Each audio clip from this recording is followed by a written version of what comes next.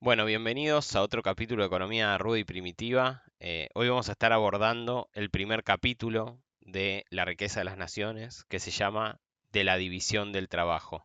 Smith comienza el capítulo con esta cita, dice: el progreso más importante de las facultades productivas del trabajo y gran parte de la aptitud, estrés y sensatez con que éste se aplica o dirige por doquier parecen ser consecuencias de la división del trabajo. Ahora, ¿por qué arranca el capítulo de su obra por acá? Bueno, está vinculado a la introducción, ¿no? Si él decía que la riqueza de las naciones depende de las productividades que cada nación pudiese llegar a tener en sus capacidades de gestar más riqueza, y la riqueza la genera el trabajo. Bueno, Smith comienza su obra diciendo, bueno, sí, hay más división del trabajo y entonces se vuelve más productivo, por ende va a ser más rica. Entonces su obra comienza, y él comienza con esta cita. Pero ¿qué es la división del trabajo? La división del trabajo es el proceso por el cual cada individuo se especializa en algo y luego se intercambia. Ahora lo vamos a problematizar un poco. Para lograr esa especialización, digamos, si yo me especializo en ser, vamos a poner un ejemplo, carnicero, obviamente no puedo vivir solo de lo que yo produzco. Por ende, y este va a ser el problema, va a abordar en los próximos dos capítulos, básicamente, en el 2 y en el 3, necesito conseguir lo que yo no produzco a través de alguna manera. Va a ser el mercado y el intercambio. Por ende, está vinculado entonces la división del trabajo con lo que va a venir un poquito más adelante, que es el mercado, pero empecemos a abordar la cuestión de la división del trabajo en este capítulo. Si te interesa la historia del pensamiento económico, suscríbete y deja un like para acompañar el canal. Gracias. Smith, para explicar la división del trabajo, toma como ejemplo él dice una manufactura de poca importancia, pero cuya división del trabajo se ha hecho muchas veces referencia, la fábrica de alfileres. Y acá viene el famoso ejemplo de la fábrica de alfileres.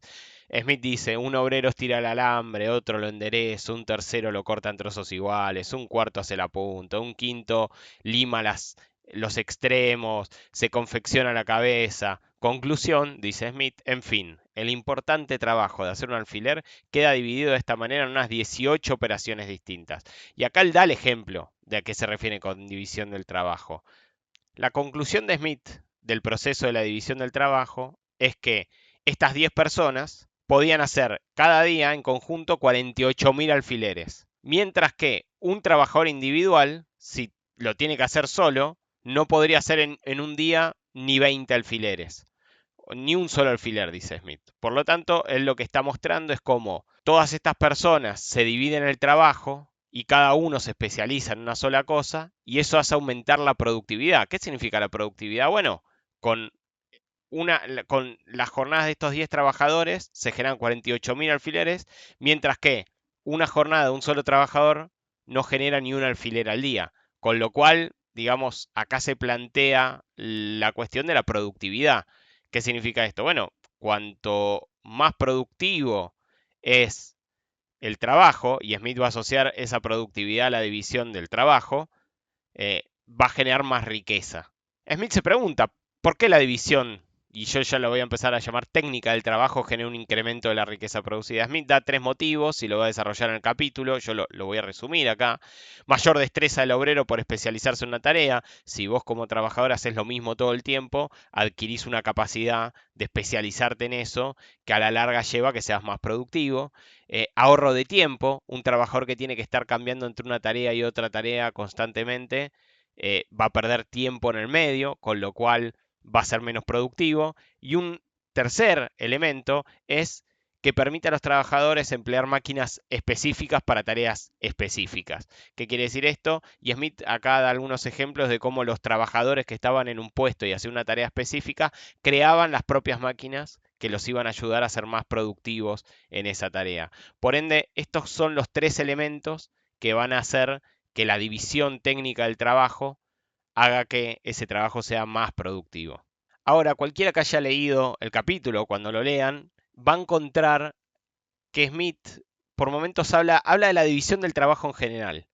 Pero acá vamos a hacer una separación que le fue señalado a Smith posteriormente, no lo estoy inventando yo, que es la siguiente.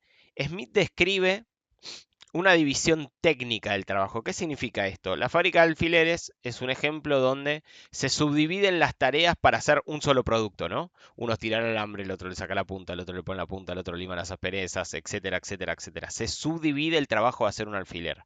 Es una visión técnica dentro de una rama específica, ¿no? Podríamos describir cómo se subdividen las tareas en una pizzería, en una mueblería, para producir zapatos, etcétera, etcétera, etcétera.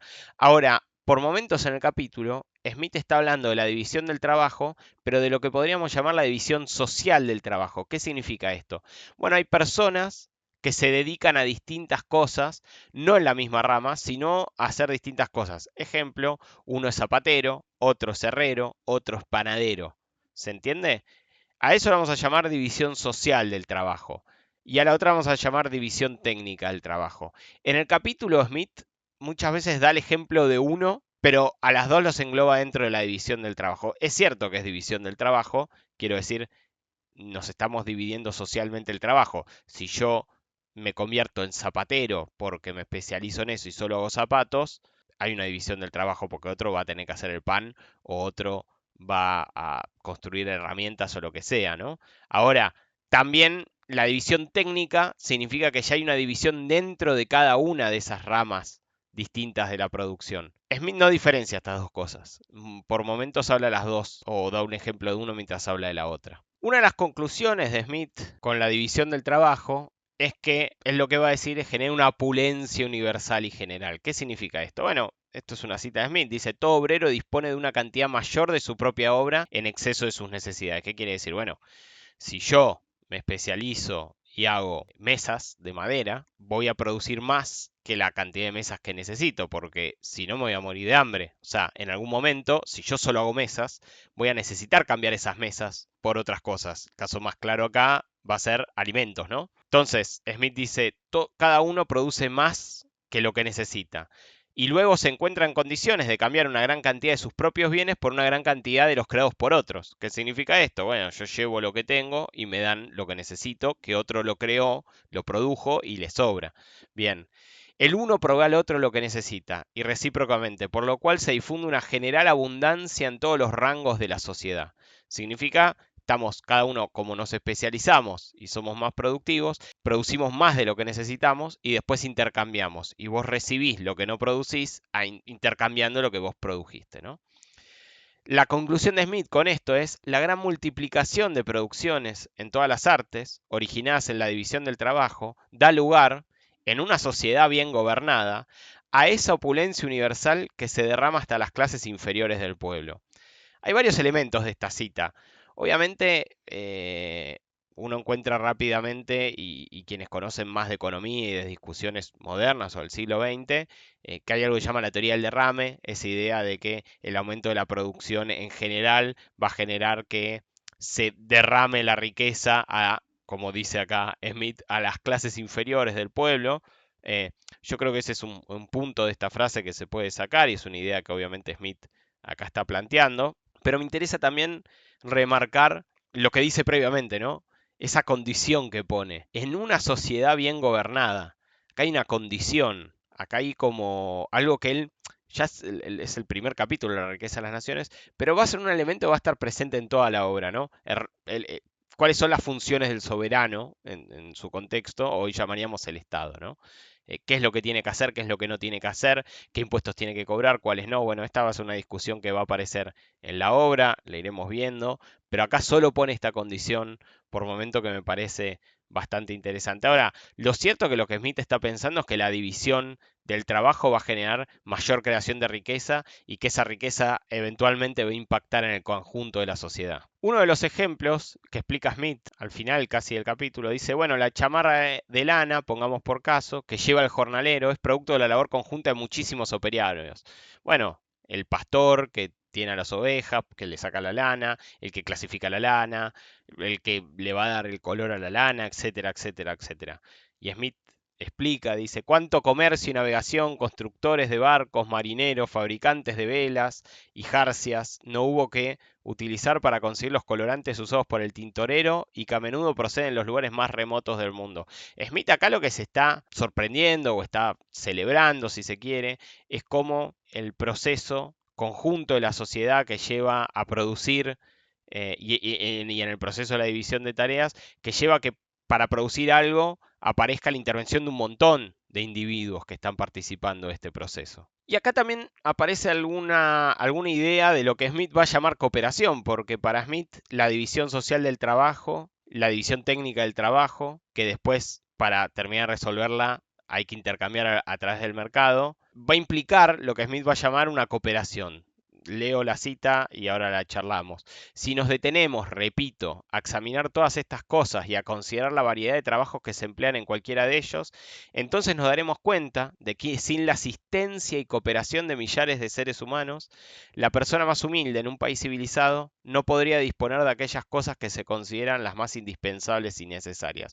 Ahora, obviamente no es una asistencia en el sentido de te ayudo porque me caes bien. Es una asistencia en el sentido de que hay un proceso en el cual los trabajos se dividieron, con lo cual los excedentes que cada uno produce los tenemos que intercambiar en el mercado, pero ese intercambio es un intercambio que hacemos por voluntad y por ende y en el proceso productivo, por ejemplo en la fábrica de alfileres, donde uno corta, el otro afila, el otro... hay un proceso de cooperación que se está realizando dentro de la división técnica del trabajo que hace que la productividad aumente, ¿no? Y que entonces se generen más riquezas y se puedan disponer de ellas. Esa es la idea que está en Smith en estas primeras páginas. Smith cierra el capítulo con una reflexión de la comparación de los niveles de vida y de lo que genera la división del trabajo. Dice, realmente, comparada su situación con el lujo extravagante del grande, no puede por menos de aparecérsenos simple y frugal.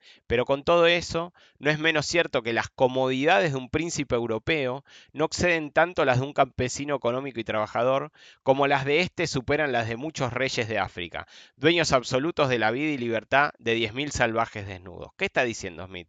Bueno, en parte lo que está poniendo en comparación es que el aumento de la cantidad de mercancías y de la producción producto del aumento de la productividad que ha tenido Europa, el campesino puede gozar de los bienes y de un montón de bienes, al igual que probablemente los mismos que goza o incluso más que los que puede gozar, Smith acá pone el ejemplo, de un rey de África que tiene la vida de 10.000 salvajes, como explica él.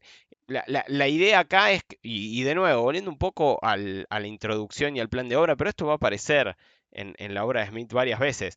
La idea es que la riqueza son los bienes de los cuales se puede disponer, y el aumento de la productividad, producto de la división del trabajo, hace que hoy también gocemos de mayores disfrutes de bienes que cualquier rey que haya vivido hace 300 años, incluso un trabajador medio de la sociedad actual. Esa es la lógica de lo que él está explicando en estas páginas y esta es la manera en la cual cierra el capítulo. Lo que va a abordar después y que está muy vinculado a la división del trabajo va a ser el mercado.